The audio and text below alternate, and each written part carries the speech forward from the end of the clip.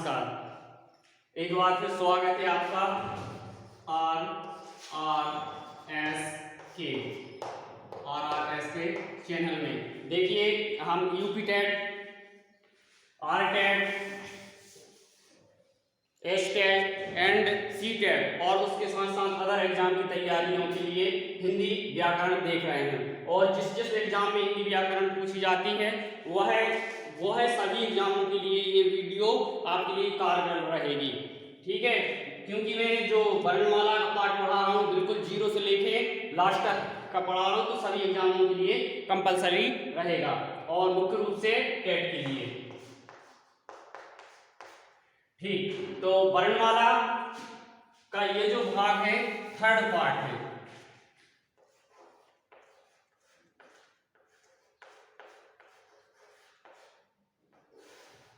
जिसमें मैं पहले ही बताया है आपको कि वर्णमाला जैसे फूलों से मिलकर माला बनती है, वैसे वर्णों से मिलकर वर्णमाला बनती है। और जिसमें हम देखेंगे आज थर्ड पार्ट में व्यंजन आपको बता दूं, व्यंजन वह हैं जो स्वरों की सहायता से बोले जाते हैं। और प्रत्येक व्यंजन में प्रत्येक व्यंजन में जो आ अक्षर होता है वह आवश्यक रूप से होता है। प्रत्येक व्यंजन में आ होता है और व्यंजन वह है जो स्वरों की सहायता से बोले जाते हैं। व्यंजन कि हम यहाँ पे देखेंगे 5 प्रकार, जिसमें से पहला भाग देख रहे हैं हम स्पर्श व्यंजन। स्पर्श व्यंजन की संख्या जो है 25 होती है, 25 होती है स्पर्श व्यंजन। वह भी हम देखेंगे इस चार्ट के माध्यम से। बिल्कुल इस चार्ट में हम समझ लेंगे कि कंठ तालु से कौन सा बोला जाता है, कौन सा सगो से अगो से। तो पहले हम देख लेते हैं ये 25 स्पर्श व्यंजन, फिर मैं ये चार्ट आपको डिटेल्स में समझाऊंगा। स्पर्श व्यंजन यहाँ वर्ग में देख लें आप। पहला जो है कंठ से बोले जाने वाले और स्पर्श व्यंजन याद करने के लिए आप देखना कंठ, तालु, मूर्धा, दंत और ओष्ठ। यहां से स्टार्ट होता है कंठ से, फिर कंठ के बाद जो भाग आता है तालु, उसके बाद मध्य वाला भाग आता है मूर्धा और फिर लास्ट में ये फोर्थ में आ जाता है दंत और दांत के बाद आ जाता है ओष्ठ, मतलब ओठ वाला भाग। और इसके लिए आपको ध्यान रखना है ये ट्रिक है का, चा, ट, ता, पा। तो कचट तक इसकी ट्रिक हो जाएगी का, चा, ट, ता, पा। ये हो जाएगी इसकी ट्रिक कि आप फर्स्ट जो लाइन है कचट तक, ये और 5-5 के लाइन में होते हैं। कंठ जैसे कंठ से बोले जाने वाले यदि हम अक्षर देखते हैं तो उसमें व्यंजन पहला है का, फिर खा, गा, घा, ज्ञा, ये हो जाएगा। तो ये 5 स्पर्श व्यंजन हो जाएंगे। उसके बाद तालु से यदि आपको देखना है तो तालु से चा, छा, जा, झा, ज्ञा, जिसको दो छिंदिया बोलते हैं ना, बचपन में आपने पढ़े होंगे। तो ये हो जाते हैं इस वे में 5-5 के वे। तो ये स्पर्श व्यंजन होते हैं। नेक्स्ट मूर्धा से देखें। मूर्धा मतलब मध्य का भाग, ये तालु और ये जीभ के यहाँ पे। तो मूर्धा से आप देखते हैं इसमें टा, था, डा, धा, अड़ा। ठीक, ये हो जाएगी मूर्धा से। और फिर दंत से देखें आप, दंत मतलब दांत वाले भाग से। अब देखना जब मैं बोलता हूं तो दांत का जरूर उच्चारण होता है। व्यंजन बोलता हूं ता, तो दांत का यहाँ पे कंपन है। था, दा, धा, ना, ये 5 अक्षरों में दांत द्वारा बोला जा रहा है, उसमें कंपन है। नेक्स्ट देखते हैं लास्ट ओठ से बोले जाने वाले, ओष्ठ या ओठ से बोले जाने वाले। इसमें देखिए पा, फा, वा, भा, मा, ये हो जाएंगे ओठ से बोले जाने वाले। अब देखना आपकी स्पर्श व्यंजन जो बताया जा रहा है मैं क्यों बता रहा हूं, आखिर मेन चीज ये देखा जाता है कि क्यों बता रहा हूं। इसका कारण यह है कि एग्जाम में आता है, मान लीजिए उन्होंने कोई अक्षर दे दिया, मान लो यहाँ पे दा दे दिया और उन्होंने पूछा दा का उच्चारण स्थान है, तो दा का उच्चारण स्थान कौन सा भाग है ये आपको बताना रहेगा। तो दा का उच्चारण यदि आपको ये कचट तक याद है तो आपको जानते हैं दा, दंत, ता, उसमें उच्चारण निकल ही रहा है, मतलब ता वाली लाइन में दा का स्थान है, ता, था, दा, तो ये दंत से बोला जा रहा है। तो इस टाइम में यदि क्वेश्चन आते तो आप उनको इजीली सॉल्व कर पाएंगे। तो ये हो गया। अब हम देखते हैं अघोष जो होते हैं इनके ध्वनि, अघोष अक्षरों की ध्वनि के उच्चारण में जो स्वर इंद्रियों का जो कंपन है वह नहीं होता है। अघोष में स्वर तंत्र जो होता है उनका कंपन नहीं होता है, इसलिए इसको अघोष बोला जाता है। जबकि जो सघोष होते हैं उसमें स्वर इंद्रियों का जो कंपन है वह होता है स्वर तंत्र का। तो अघोष जो है वो कितने आते हैं हम देख लेते हैं। अघोष वर्ग में देखते हैं आप अघोष अघोष अघोष अघोष में आप देखना पहला वर्ग और दूसरा वर्ग ये आ जाते हैं, पहला और दूसरा। अब हम इसको देख लेते हैं अघोष में कौन कौन से आते हैं। अघोष की लाइन में आप नीचे देख रहे हैं ये सब अघोष में आते हैं। जैसे अघोष पहले वर्ग में क्या है, का, चा, ता, ता, पा। और दूसरे वाले जो भाग है दूसरी लाइन उसमें क्या है, खा, छा, ठा, था, फा। और फिर जब सघोष वाले बात आती है जिसमें उच्चारण करने पे ध्वनि का जो कंपन है वह होता है, इसीलिए इसको सघोष बोला जाता है। स्वर इंद्रियों में क्या है, कंपन होता है, इसलिए इसको क्या बोला जा रहा है, सघोष। सघोष लाइन देख लें आप, का, गा, जा, डा, दा, वा। और फोर्थ लाइन में भी यही है, घा, झा, डा, धा, फा, भा। अब यहाँ पे देखिए सघोष में ड, ज्ञा, अड़ा, ना, मा। तो ये सघोष वाली लाइन जब हमको पता रहेगा कि अघोष में दो वर्ग आते हैं, पहला और दूसरा, तो बचे हुए जो भाग हैं तीसरा, चौथा और पांचवा, वो इजीली आपको ये समझना है। ये आपकी नीति होती पढ़ाई की कि आपको पढ़ना क्या है। जब हमको अघोष याद हो गया तो जो बचे हुए भाग हैं, वर्ग हैं, वो सघोष के होंगे। पांच वर्ग होते हैं, 5 भाग, तो बचे हुए क्या हो जाएंगे, सघोष के। तो आप ये समझ में होंगे। अब हम देखते हैं अल्पप्राण, महाप्राण क्या होता है। अल्पप्राण, अल्प मतलब होता है कम या हल्का, ठीक। और प्राण का मतलब यहाँ पे हवा से है। प्राण का मतलब यहाँ पे किससे है, हवा से। अल्प और प्राण का मतलब यहाँ हवा है, मतलब अल्प हवा या कम हवा।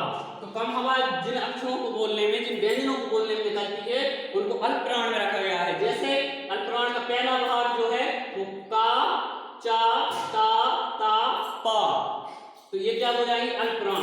और दूसरा भाग जो देख रहे हैं आप, महाप्राण, मतलब महा मतलब ज्यादा, है ना। तो इसमें जो ध्वनि है वो ज्यादा टाइम तक बोली जाएगी। जैसे महाप्राण में देख लें आप दूसरा वर्ग, खा, छा, ठा, था, फा, तो ये किस में जाएंगे, महाप्राण में। तो आप हम देखते हैं, ये हमने देखे थे अघोष। अघोष में पहला वर्ग और दूसरा वर्ग आ रहा था। अब हम इसको इसी नीति से, इसको चाहें तो हम इसको भी याद रख सकते हैं। जैसे हम देख रहे हैं महाप्राण दूसरा और यहाँ पे चौथा वर्ग जो है महाप्राण का है, तो हम इसको याद रखने के लिए ध्यान रखेंगे महाप्राण। महाप्राण में कौन कौन से वर्ग आते हैं, दूसरा और चौथा, ये जो वर्ग होते हैं वो महाप्राण के होते हैं। तो आपको ये ध्यान रखना होगा। और बाकी जो बचे हुए हैं वो इजीली आप समझ जाएंगे कि अल्पप्राण के होंगे। बस आपको ये जो ट्रिक है इसको ध्यान में रखना है, बाकी ये चार्ट पूरा आपका क्लियर हो जाएगा। पहले सबसे पहले तो स्पर्श व्यंजन 25 ही आपको देख लेना है, ठीक है। और इजीली है, आपको का, गा, गंग्या आपने आप अक्षर पढ़े होंगे, उसी लाइन में 5-5 को इनको बांटा गया है। तो महाप्राण देख लिए, फिर यहाँ अल्पप्राण से स्टार्ट हुआ था महाप्राण, फिर अल्पप्राण आया। अल्पप्राण में आप देखना गा, जा, ढा और दा और वा, इसी प्रकार महाप्राण फिर अल्पप्राण, इस प्रकार ये लाइन में चलते रहेंगे। तो ये आपका क्लियर हो जाएगा। उसके बाद हम देखते हैं ये 25 स्पर्श व्यंजन के साथ साथ कुछ और व्यंजन होते हैं जो कि इसी में बोले जाते हैं। जैसे अन्न है ये, वो तो 25 स्पर्श व्यंजन मुख्य रूप से हैं, लेकिन उनके अलावा भी अन्य जो हैं अन्य व्यंजन वो भी मैंने इसमें ऐड कर दिए हैं, ठीक। तो ये भी सघोष में आते हैं। जैसे कंठ से ही बोला जाता है हा, और इसमें देखें तालु से या, और मूर्धा से रा, दंत से ला और ओष्ठ से वा। तो ये मतलब याद रखिए कंठ तालु मूर्धा दंत और ओष्ठ से बोले जाते हैं। हा बस है यहाँ पे, बाकी या रा ला वा ये तो आपको पता ही होंगे। और उसके साथ साथ ये कितने हो गए 5, तो 25 यह थे। अब हम देख लेंगे कि कुल व्यंजन कितने होते हैं। जैसे मैंने बताया था कि लेखन के आधार पर कुल व्यंजनों की संख्या 35 है, 35 लेखन के आधार पर। और यदि आपसे पूछा जाता है पारंपरिक रूप से व्यंजनों की संख्या कितनी है, तो पारंपरिक रूप से व्यंजनों की संख्या है 33। ठीक, और इसमें जब दो और व्यंजन आ जाते हैं जिनको द्विगुण व्यंजन बोलते हैं, द्विगुण व्यंजन या इनको उत्क्षिप्त व्यंजन भी बोलते हैं, उत्क्षिप्त व्यंजन या द्विगुण व्यंजन और जुड़ जाते हैं तब ये 35 होते हैं। और जो उत्क्षिप्त व्यंजन है या द्विगुण व्यंजन है वह हिंदी में होते हैं, संस्कृत में नहीं होते हैं। मतलब यह जो है उत्क्षिप्त व्यंजन में बता दूं पहले तो अड़ा और अढ़ा, ये दो है उत्क्षिप्त व्यंजन जो कि हिंदी में ये जो व्यंजन आप देख रहे हैं मूर्धा में रा और ढा, इन्हीं का विकसित रूप है ये अढ़ा और अढ़ा, ये दोनों। तो ये दोनों जब जुड़ जाते हैं तो ये कुल हो जाते हैं 35। ठीक, तब होते हैं ये 35। और मैं आपको बता दूं कि 25 ये स्पर्श व्यंजन है। 25 क्या है, ये स्पर्श व्यंजन यहाँ लिखा भी है। और 5 आप देख रहे हैं सब उसमें ये बोला जा रहा है हा या रा ला वा, तो 25 यह है और 5 और अन्य। और उसके साथ साथ आप देख रहे हैं तालु से बोला जाता है सा, और मूर्धा से बोला जाता है षटकोण वाला सा। और फिर यहाँ पे आप देखना दंत से बोला जाता है, दंत से बोला जाता है समाता वाला सा। तो यह 3 और यह 3। अब देखो हम कैसे 35 करते हैं, ये 3 और जोड़ देंगे, इसमें ऐड कर देंगे। और उसके साथ साथ मैंने बताया कि दो द्विगुण व्यंजन होते हैं जो कि हिंदी में होते हैं, संस्कृत में नहीं होते। इसका मुख्य रूप से आपको ध्यान रखना है। तो द्विगुण व्यंजन और जुड़ जाएंगे इसमें। तो अब हम जोड़ के देख लेते हैं।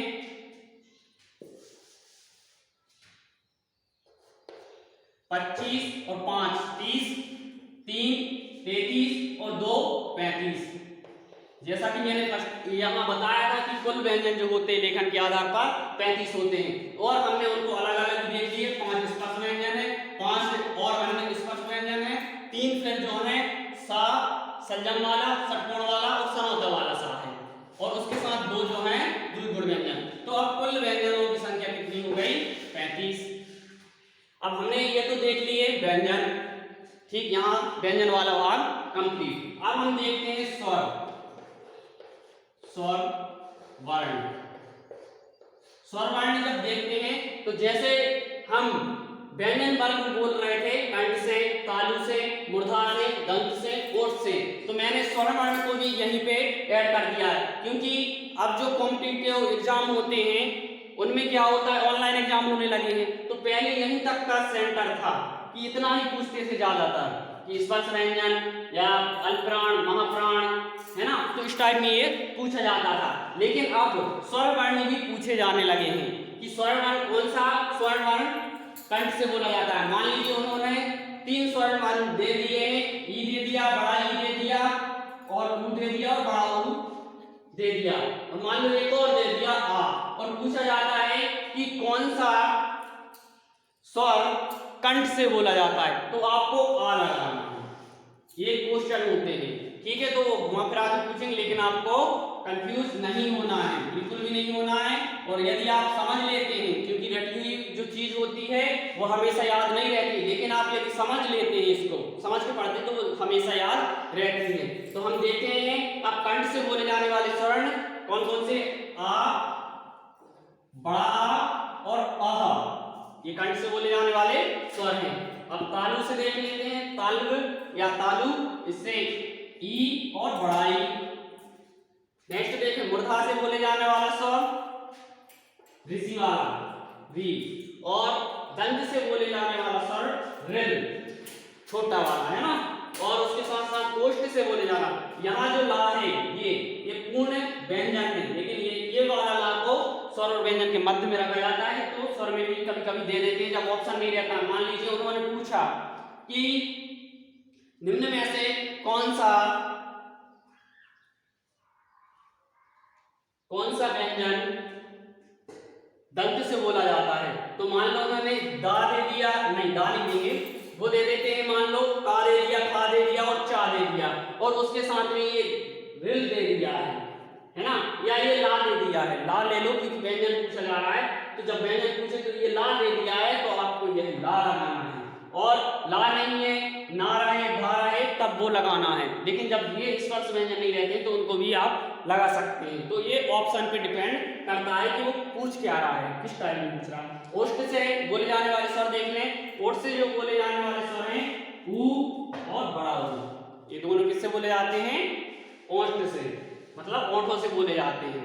तो आज की वीडियो में ये हमने देखा, और देखें जैसे आप चाहते हैं अब उसके कैसे क्वेश्चन बनते हैं। मान लीजिए उन्होंने गा वर्ग दे दिया, क्या दे दिया? गा अक्षर दे दिया है, गा व्यंजन दे दिया है, और उसके साथ साथ गा के साथ साथ उन्होंने 4 अक्षर दे दिए, का दे दिया, खा दे दिया, ता दे दिया, ठीक, 3 ये होगा और एक गा, ये 4 ऑप्शन में दे दिया। और वह पूछते हैं कि निम्न में से कौन सा सघोष व्यंजन है, तो आपको ये तीनों को छोड़ना है, क्योंकि ये तीनों क्या है? अघोषके में हैं, पहले और दूसरे वर्ग में हैं। और हमने ये आपको पहले ही बताया था हिंट कि आपको ये ध्यान रखना है कि पहला और दूसरा जो वर्ग होता है वो अघोष का होता है। तो अब हम जब तीसरे वर्ग की बात करें तो ये सघोष का है, तो यहाँ पे गा आपको टिक करना है, ये सही हो जाएगा। ठीक, तो इस टाइप में ऐसे ही अल्पप्राण महाप्राण में वो क्वेश्चन दे देते हैं। तो आपको इतना समझ में आ गया होगा। अब इसके हम आगे का देखते हैं। कुछ और अन्य व्यंजन रहते हैं जो केवल एक स्थान से नहीं बोले जाते हैं, दो स्थान से भी बोले जा सकते हैं। जैसे पहला है यहाँ दंतोष्ठ। दंतोष्ठ मतलब दांत और ओंठ दोनों को मिला के बोलने जाने वाला व्यंजन। तो दोनों को मिला के बोले जाने वाला व्यंजन वाह है। क्या है? वाह। आप बोल के देखिए, वाह, दांत और ओंठ दोनों का कम्युनिकेशन है। ठीक, तो ये हो जाता है वाह। अब कंठ ओष्ठ, नाम से ही है कि इसमें कंठ रहेगा प्लस ओंठ, दोनों से मिलकर बोला जाएगा।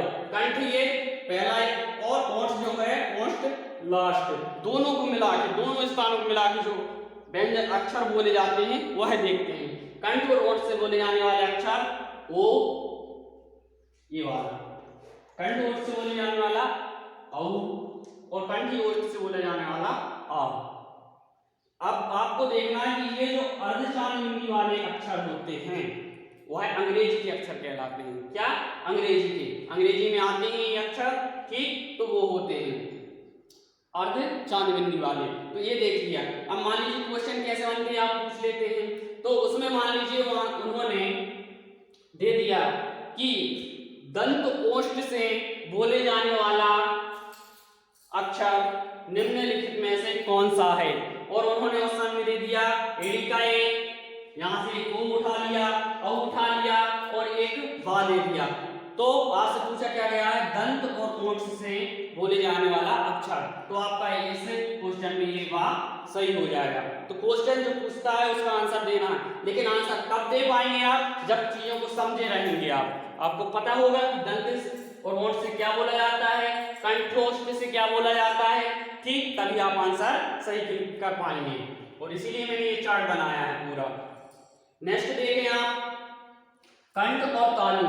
कंठ और तालु मतलब कंठ की थोड़ी सी ऊपर वाला भाग, कंठ और तालु दोनों से मिलकर जो बोले जाने वाला है अक्षर वह एड़ी का ए और आईने का, ये दोनों बोले जाते हैं कंठ और तालु से। ठीक, तो मुझे उम्मीद है ये वीडियो जो समझाया गया वो आपको समझ में आ गया होगा। और मैंने बहुत सी चीजें इसमें अलग से ऐड कर दी है एक साथ, जैसे स्वर वर्ण रख दिया, यहाँ सा इनको रख दिया, और सब उसमें हा या रा लावा को रख दिया। बाकी आप देखेंगे बुकों में तो इतना कम ही रहेगा स्वर व्यंजन। और मेरा ये लक्ष्य था कि मैं इसी वीडियो पे इसको कंप्लीट कर दूं। ठीक है, तो यदि आप स्क्रीनशॉट लेना चाहते हैं तो ले लीजिए। धन्यवाद।